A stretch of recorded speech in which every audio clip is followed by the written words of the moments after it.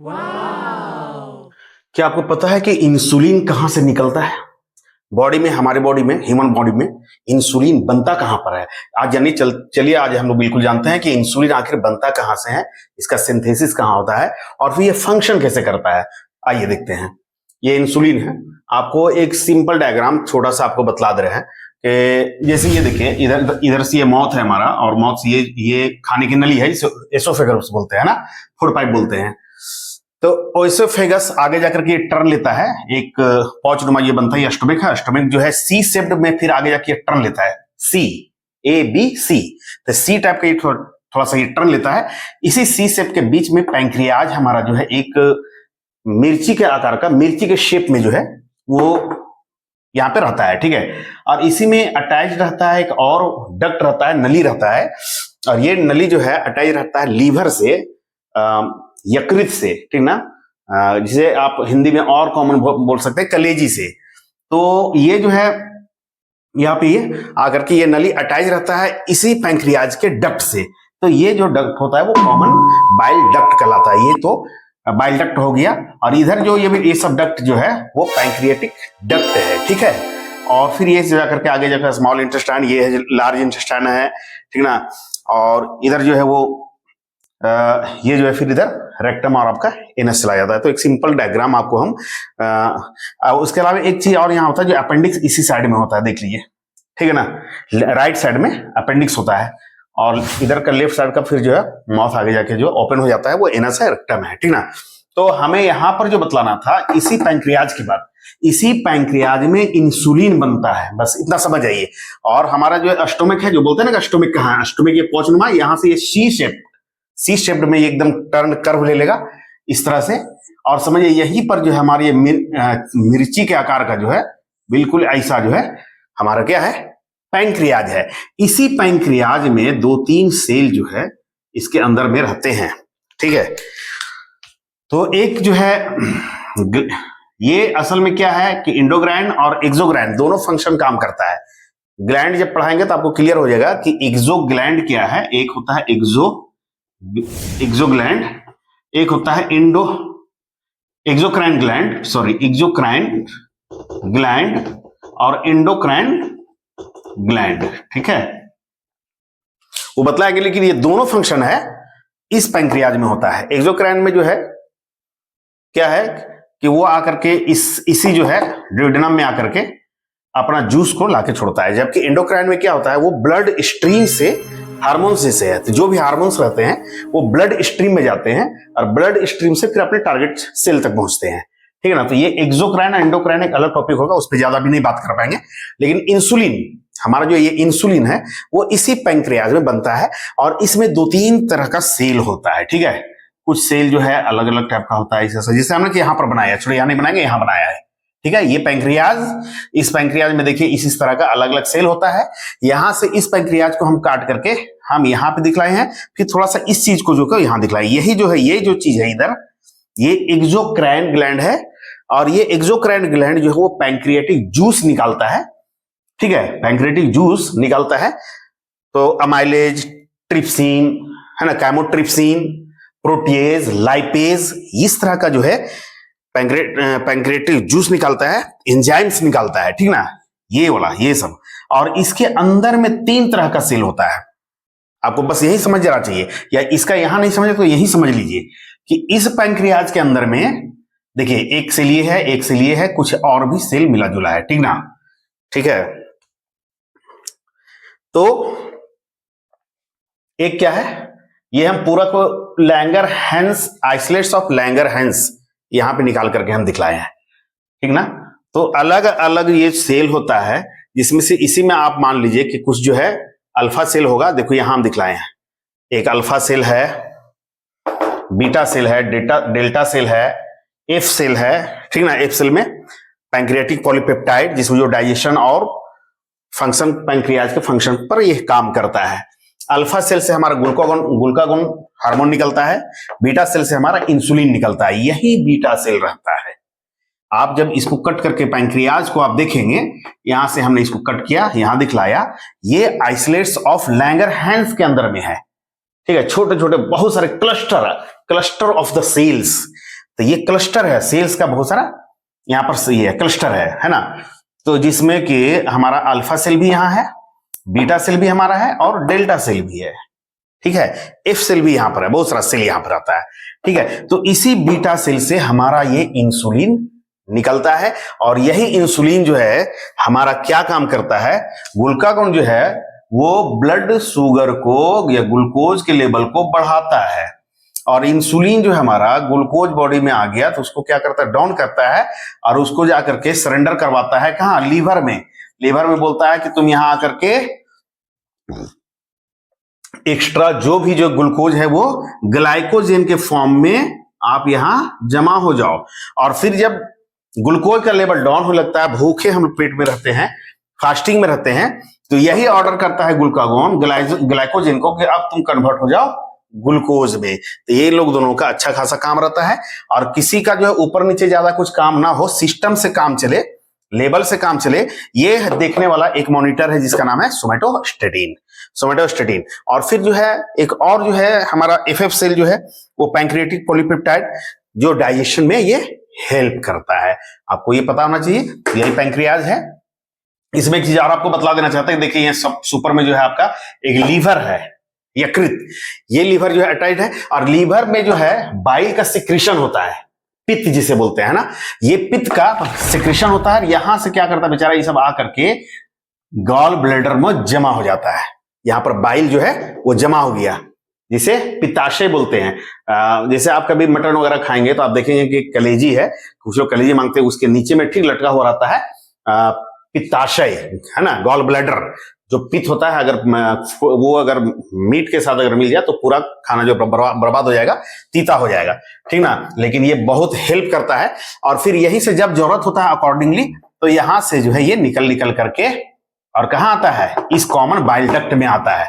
यहां से निकल करके बाइल जो है कॉमन बाइल डक्ट में आता है। इधर से पैंक्रियाटिक जूस भी निकलता है, इधर से इंसुलिन भी निकलता है, इधर से ग्लूकागॉन निकलता है, इधर से सोमेटोस्टेटिन निकलता है। ये सब आकर के कुछ जो है डायरेक्टली यहां करके फूड में मिल जाते हैं और कुछ जो ब्लड स्ट्रीम में जाते हैं, फिर अपना टारगेट सेल में जाते हैं। बिल्कुल एकदम साफ सुथरा है, आपको समझ में आना चाहिए। ये बाइल डक्ट कौन सा है देखिए, है ना, ये आपका लीवर है और यहीं पर अटैच्ड रहता है क्या, गॉल ब्लैडर। इसी गॉल ब्लैडर में जो है कभी कभी देखते हैं कि स्टोन हो जाता है, फिर डॉक्टर इसको काट करके निकाल देते हैं। इसको काट के आप निकाल देंगे, कोई फर्क नहीं पड़ने वाला है, ये स्टोरेज का काम करता है। स्टोर को हटा दीजिएगा, फिर भी लीवर जो है वो बाइल का सिक्रीशन डायरेक्टली करते रहता है, यहां से आकर के ये मिलता रहेगा। फिर और बाइल का मेन काम क्या है पता है आपको, जो हम लोग तेल वाला ज्यादा आइटम खाते हैं, चर्बी वाला आइटम ज्यादा खाते हैं, ठीक है, तो उस क्या करता है, फैट को ये तोड़ता है, उसका डाइजेशन समझिए करने में हेल्प करता है, ठीक है। तो इसका मेन काम यहां पर ये होता है। उसके बाद जो ये पैंक्रियाज जो है आपका 2-3 चीज और निकालता है। 2-3 चीज में क्या निकालता है, एक जैसे निकालता है लाइपेज, एंजाइम, प्रोटीएज, एंजाइम, ठीक है, लाइपेज, प्रोटीएज, अमाइलेज, ठीक है। ये 3 तरह का जो है एंजाइम निकलता है। और वो भी एंजाइम कौन निकलता है, एक्सोक्राइन ग्लैंड, एंडोक्राइन ग्लैंड जो है हमारा निकलता है, ये अल्फा बीटा सेल जो है ग्लूकागॉन, इंसुलिन और सोमेटोस्टेटिन। जबकि अमाइलेज, लाइपेज और प्रोटीएज जो है एसिनी सेल से निकलता है। देखिए यही जो है एसिनी हमने बनाया था, ठीक है, और ये अंदर निकल करके आता है, इधर से बाहर निकलता है, ठीक ना। ये एसिनी एक्सोक्राइन ग्लैंड है। इसी एसिनी से हमारा क्या निकलता है, ये अमाइलेज, लाइपेज और प्रोटीएज। बिल्कुल समझने वाली बात ये है, अमाइलेज जो है हमारा कार्बोहाइड्रेट का डिग्रेडेशन में हेल्प करता है, ठीक है, उसका ब्रेकडाउन में हेल्प करता है, डाइजेशन, फर्दर डाइजेशन में यही हेल्प करता है अमाइलेज। और लाइपेज जो है लिपिड का डाइजेशन में हेल्प करेगा, उसके डिग्रेडेशन में उसका हेल्प करेगा। और प्रोटीएज जो है वो प्रोटीन को तोड़ने में हेल्प करता है। मींस एकदम आम भाषा में ये समझ लीजिए, अमाइलेज है वो कार्बोहाइड्रेट का डाइजेशन में हेल्प करेगा, लाइपेज जो है वो लिपिड के डाइजेशन में, फैट के डाइजेशन में हेल्प करेगा, जो हम ऑयल खाते हैं, तेल खाते हैं, उसके डाइजेशन में ये हेल्प करेगा। और प्रोटीएज जो है वो प्रोटीन को तोड़ने में, प्रोटीन के डाइजेशन में ये हेल्प करता है। इसका सारा जो है मैकेनिज्म अलग अलग है, मेटाबॉलिज्म का सारा सिस्टम अलग है, उस पर एक एक चैप्टर अलग अलग है, ठीक है। तो आपको बिल्कुल एक रफली डायग्राम में हमने समझाने की ये कोशिश किया कि इंसुलिन आखिर बनता कहां से है। बिल्कुल आपको साफ साफ पता चलना चाहिए, ये हमारा पैंक्रियाज है पैंक्रियाज का 3 पार्ट होता है। ये हेड पार्ट है, इधर बड़ा वाला पार्ट हेड है, मिडिल वाला बॉडी है, लास्ट वाला इधर टेल है। तो इसी में जो है, इसके अंदर में बस इतना आप समझ लीजिए कि कुछ जो सेल, हाँ, ज्यादातर जो 95% जो हमने लिखा है वो एसिनल सेल्स होते हैं, एक्सोक्राइन ग्लैंड होते हैं, है ना, जो क्या निकालते हैं, पैंक्रियाटिक जूस निकालते हैं, है ना, पैंक्रियाटिक ये एंजाइम्स निकालते हैं। उस एंजाइम्स में अमाइलेज, लाइपेज और प्रोटीएज है 95%, और बेचारा 5% आइसोलेट्स ऑफ लैंगरहेंस है, आइसोलेट्स ऑफ लैंगरहेंस है। उस आइसोलेट्स ऑफ लैंगरहेंस के अंदर में देखिए, जब हमने इसको आइसोलेट्स ऑफ लैंगरहेंस पूरा है, ये निकाला हमने यहां ऐसे दिखलाया है, तो ऊपर का जो पार्ट है वो एसिनी है, एक्सोक्राइन है। इसके अंदर का जो पार्ट है, अंदर में सेंट्रली में बहुत समझिए 5% है, और ये 5% में जो है अल्फा, बीटा, डेल्टा और एफ सेल है। ठीक है, तो यही जो है alpha cell, beta cell, delta cell मान लो छोड़ दिए, अल्फा सेल ग्लूकागोन और बीटा सेल, यही बीटा सेल होता है इसके अंदर में, इसी के अंदर में। ठीक है, यहां जब आपको छोटा सा कट करके एक बड़ा सा हम रूप में इसको दिखला रहे हैं, तो इसके अंदर में जो है बीटा सेल यही रहता है, इसी के अंदर में बीटा सेल रहता है, उसी के अंदर में जो है अल्फा सेल रहता है, डेल्टा सेल रहता है, एफ सेल रहता है। ठीक है, तो हमने आपको बताया ना कि अल्फा सेल जो है ग्लूकागोन रिलीज करेगा, बीटा सेल यही इंसुलिन रिलीज करेगा, डेल्टा सेल हमारा सोमेटोस्टेटिन रिलीज करेगा, and F cell PP release करेगा। पीपी मींस पैंक्रियाटिक पॉलीपेप्टाइड, है ना, यही है ये, और ये हेल्प करता है डाइजेशन में, वो तो पता ही है। उसके अलावा भी डाइजेशन में ये सब हेल्प करते हैं, जो 95% एसिनल सेल से निकलते हैं। ठीक ना, और ये एक्सोक्राइन ग्लैंड है और ये एंडोक्राइन ग्लैंड है। ठीक है, एक्सोक्राइन एंड एंडोक्राइन बिल्कुल एकदम साफ साफ आपको समझ में आ जानी चाहिए बात। ठीक है, सी शेप्ड जहां है, ये कर्व्ड है, यही है हमारा ड्यूडेनम, ठीक है ना, जिसको बोलते हैं एसोफेगस, स्टोमक, ये है ड्यूडेनम। ठीक है, उसके बाद इलियम, सीकम, ये सब पार्ट है, जिसमें ये लार्ज इंटेस्टाइन, ये स्मॉल इंटेस्टाइन, ये रेक्टम, ये हमारा एनस। ठीक है, तो यहीं पर हमारा रहता है पैंक्रियाज। इसी पैंक्रियाज के अंदर भी हम जो है इसका कट करके देखें, आइसोलेट्स ऑफ लैंगरहेंस रहते हैं। ठीक है, क्लस्टर्स ऑफ द सेल्स रहते हैं, उस क्लस्टर ऑफ द सेल्स के अंदर में एकदम बीच में जो है 5% बेचारे रहते हैं। ठीक ना, 5% ये रहते हैं। तो इंसुलिन जो है नॉर्मल वे में बनते रहता है, आराम से नॉर्मल वे में बनता रहता है। हालांकि इस पर इंसुलिन पर खास अभी एक अलग से हमने आपको जो है एनाटॉमी और थोड़ा सा फिजियोलॉजी बताने की कोशिश किया। एनाटॉमी है ना, कि कहाँ रहता है, लोकेशन क्या है, किस तरह का है, कहाँ कहाँ है। बहुत लोगों को बड़ा कंफ्यूजन होता है, भैया इंसुलिन निकलता कहाँ है। नहीं, बस यही मिर्ची, बस याद रखिए, मिर्ची, चिल्ली, है ना, यही मिर्ची वाला शेप जो है, वही एकदम जो शीश शेप जो है, बस जस्ट ये पेट के ठीक नीचे वाला में पार्ट में, यहीं पर जो अटैच रहता है, यही लीवर, इसी नली से सब लीवर अटैच रहता है। तो इसी भैया मिर्ची वाला शेप में जो है हमारा एक सेल होता है जिसका नाम है बीटा सेल। इसी बीटा सेल से इंसुलिन निकलता है। अब एक चीज आपको ये पता होना चाहिए, भाई इंसुलिन नॉर्मल वे में निकल रहा, ग्लूकागोन नॉर्मल वे में निकल रहा है ना, और सब भी हमारे एंजाइम्स निकल रहे हैं, amylase, lipase, protease, trypsin, chymotrypsin, है ना, ट्रिप्सिन और काइमोट्रिप्सिन भी निकलता है। ठीक ना, ये एसिनी सेल से, एसिनल सेल से। तो आपको ये पता होना चाहिए कि इंसुलिन जो है अचानक क्या ऐसा प्रॉब्लम हो जाता है कि इंसुलिन जो है वो बंद हो जाता है, फिर हमें बाहर से इंसुलिन लेना पड़ता है। तो आपको पता होना चाहिए कि डायबिटीज, अभी जस्ट इस पर एक और वीडियो बनेगा इंसुलिन, जिसमें टाइप 1 एंड टाइप 2 डायबिटीज होते हैं। बस सिंपल आप समझिए, बहुत लिखने के लिए जगह नहीं, मिटाएंगे, इरेज करेंगे, फिर बताएंगे तो लंबी वीडियो हो जाएगी। तो आपको ये बता दें, डायबिटीज जो है 2 टाइप्स के होते हैं, type 1 diabetes and type 2 diabetes, है ना। हाँ, तो टाइप 1 डायबिटीज में क्या होता है, ये जनरली जो है बच्चों में होता है और 30 एज के नीचे तक वालों में होता है। ठीक ना, उसमें क्या होता है, डायरेक्टली जो है इंसुलिन पर ही डिपेंडेंट होता है ना, insulin dependent diabetes mellitus, insulin dependent diabetes mellitus, non insulin dependent diabetes mellitus, इसे टाइप 1 बोलते हैं और इसे टाइप 2 बोलते हैं। ठीक है, इंसुलिन डिपेंडेंट में टाइप 1 वाले जो है डायबिटीज वाले होता है, जो बचपन से ही हो जाता है, प्रॉब्लम हो जाता है। इसमें क्या लफड़ा होता है, ऑटो इम्यून डिजीज का प्रॉब्लम होता है, ऑटो इम्यून डिजीज। ठीक ना, ऑटो इम्यून डिजीज के चलते शुरू में ही जो है वो इंसुलिन डिपेंडेंट आदमी हो जाता है, ठीक ना। और इसमें non insulin dependent diabetes mellitus में मेडिसिन पहले देते हैं, मेडिसिन से कंट्रोल नहीं होता है तो फिर माइल्ड जो है माइल्ड इंसुलिन का इंजेक्शन लगाना शुरू करते हैं, मॉडरेट करते हैं, फिर जो है उसका और हैवी इंसुलिन का डोज बढ़ाते हैं, इस केस में टाइप 2 वाले में। पर टाइप 1 वाले जो डायबिटीज होते हैं उसको शुरू से इंसुलिन देना पड़ता है। हो क्यों जाता है ऐसा प्रॉब्लम? क्या बीटा सेल रहता ही नहीं है? नहीं, बीटा सेल रहता है, लेकिन बॉडी में जो हमारा इम्यून सिस्टम है ना, इम्यून सिस्टम, इम्यूनिटी के अंदर में वो पढ़ेंगे तो इम्यून सिस्टम में क्या होता है, अपने ही बॉडी के ऑर्गन के अगेंस्ट में हमारा जो है इम्यून सिस्टम, इम्यून सिस्टम क्या करता है, उसके अगेंस्ट में एंटीबॉडी बनाना शुरू करता है, यानी अपना ही ऑर्गन को अपना दुश्मन समझ लेता है। बॉडी जो है, जैसे कोई भी फॉरेन पार्टिकल चला गया ना तो बॉडी हमारा तुरंत उसको डिटेक्ट करता है और तुरंत उस पर सेंसिटिव हो जाता है और तुरंत क्या करेगा कि ये हमारा दुश्मन इस बॉडी के अंदर में आ गया, तो उस पर जो है वो रिएक्शन चालू कर देता है। बॉडी हमारा जो है टेम्परेचर बढ़ा लेगा, खांसी आना शुरू हो जाएगा, स्नीजिंग होना शुरू हो जाएगा, भैया किसी तरह से तुम निकल जाओ, है ना।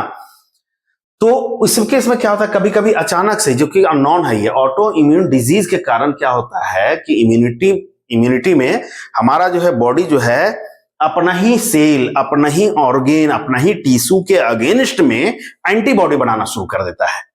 बस मेरे एंटीबॉडी बनाना शुरू कर देता है और फिर जो है अपना ही बॉडी को, अपना ही सेल को, अपना ही टिश्यू को, अपना ही ऑर्गेन को क्या करता है, ये डैमेज करना शुरू करता है। तो यही जो है बचपना में क्या होता है, जैसे ऑटो इम्यून डिजीज का प्रॉब्लम शुरू हो जाता है, ये बीटा सेल को डैमेज कर देता है, ठीक है। बीटा सेल हमारा डैमेज, ऑटो इम्यून डिजीज के चलते हमारा बीटा सेल चला जाता है, ठीक है। कुछ नहीं निकलता है, कम उम नहीं, खत्म हो जाता है, बहुत प्रॉब्लम होता है, तो वो मेडिसिन वगैरह, टैबलेट वगैरह, कैप्सूल से सुने होने का नहीं। तो फिर क्या करते हैं, उसमें इंसुलिन जो है हमारा चालू हो जाता है। जब इंसुलिन हम बाहर से देते हैं तो ग्लूकोज जो है हमारे बॉडी में, शुगर हमारे बॉडी में मेंटेन रहता है। खाना तो खा रहे हैं ना, तो उसमें तो सब जो है कार्बोहाइड्रेट हमारा है, ग्लूकोज में टूट रहा है, फ्रुक्टोज में टूट रहा है, सबका वो तो अलग चैप्टर है, उसका डाइजेशन में कभी पढ़ाएंगे तो बता देंगे, ठीक ना। तो यही बीटा सेल हमारा क्या होता है, डैमेज हो जाता है, इंसुलिन देना पड़ता है। अब पर डे इंसुलिन, लेकिन 105 साल के बाद हमने इस पर एक वीडियो बनाया है, ठीक ना, वीकली इंसुलिन। तो इंसुलिन जो है अब आ गया है पर डे नहीं, अब सप्ताह में 1 दिन का इंसुलिन, बोलस इंसुलिन आया है। वो मतलब कि नॉर्मल वे में जैसे आप खाना खाएं नहीं खाएं क्या है सिस्टम, जितना उसको बैसल, हाँ बैसल इंसुलिन, बोलस नहीं, बैसल इंसुलिन। बोलस में तो है क्या कि हैवी आपको जरूरत पड़ा फिर उसको ऊपर देना पड़ा, लेकिन बैसल में मेंटेन करता रहेगा, नॉर्मल मेंटेन करता रहेगा, ठीक है, कोई दिक्कत नहीं है, और 1 सप्ताह तक वो नॉर्मली मेंटेन करता रहेगा। तो अभी जो है वीकली इंसुलिन आ गया, सप्ताह में सिर्फ 1 दिन का इंजेक्शन। पहले होता था कि 365 दिन इंजेक्शन भोगते रहिए, ठीक ना, लेकिन अब वैसा बात नहीं है। अब जो है 105 साल के बाद जो है बहुत बड़ा भारत के लिए, पूरे दुनिया के लिए अचीवमेंट मिला है कि इंसुलिन पर जो है डिस्कवरी हुआ, उस पर जो काम हुआ, एनालिसिस हुआ, रिसर्च हुआ, और इंसुलिन हमारा जो है एक तोहफा के रूप में मिला है डायबिटीज वालों के लिए कि अब सप्ताह में 1 दिन जो है मात्रा लगाना है और बाद बाकी आराम से 7 दिन रहिए, ठीक ना। तो यही प्रॉब्लम है, ऑटो इम्यून के चलते जो हमारा बीटा सेल डैमेज हो जाने की वजह से क्या होता है, इंसुलिन का सिक्रेशन रुक जाता है, बीटा सेल काम करना बंद कर देता है, और उसके बाद जो है ये ऑटो इम्यून डिजीज बड़ा ही खतरनाक है, कुछ भी कर सकता है, बहुत सारे ऑर्गन को डैमेज करता है। ऑटो इम्यून डिजीज में वही फिर मेडिसिन जो है आपका चलना शुरू हो जाएगा, बहुत सारा स्टेरॉइडल मेडिसिन चलते हैं, स्टेरॉइडल मेडिसिन में भी और बहुत लफड़ा होता है, ठीक है। साइड इफेक्ट्स ये बहुत सारे आने शुरू हो जाते हैं, किडनी डैमेज होना शुरू हो जाता है, ब्लर विजन होना शुरू हो जाता है, एक आंख लगभग चला जाता है, 1 साल के लिए टेम्पररी जाता है, हालांकि जब वो बंद कर देंगे आप स्टेरॉइड तो फिर जो है रिकवर कर जाता है। तो बस यही इंसुलिन है भैया, यही कौन सा बहुत बड़ा इंसुलिन है क्या, डायबिटिक आदमी हो जा रहा है, कैसे डायबिटिक हो रहा है, तो आपको इस डायग्राम से हमें लगता है कि समझ में आ गया होगा। देख रहे हैं ना, ये मिर्ची को थोड़ा सा हम काट करके देखे, उसको हम थोड़ा सा एक्सपेंड किए, तो इसमें जो है एसिनी है, यही एक्सोक्राइन सेल है, यही एक्सोक्राइन सेल हमारा जो है amylase, trypsin, chymotrypsin, lipase, protease enzymes निकालता है, और इसके अंदर में 3 सेल, 4 सेल, 5 सेल होते हैं, अल्फा, बीटा, डेल्टा और एफ सेल, है ना।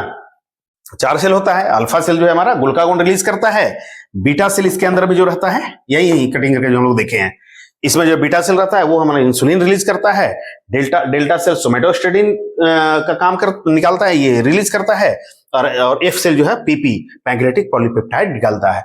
आई होप वीडियो बिल्कुल आपको समझ में आ जानी चाहिए, कहीं कोई दिक्कत नहीं है। अगर आपको लगता है कि कुछ प्रॉब्लम है तो हमें आप कमेंट बॉक्स में कमेंट्स कर सकते हैं, और प्लीज आप हमारे चैनल को सब्सक्राइब कर दीजिए, वीडियो को लाइक कर दीजिए। Thank you.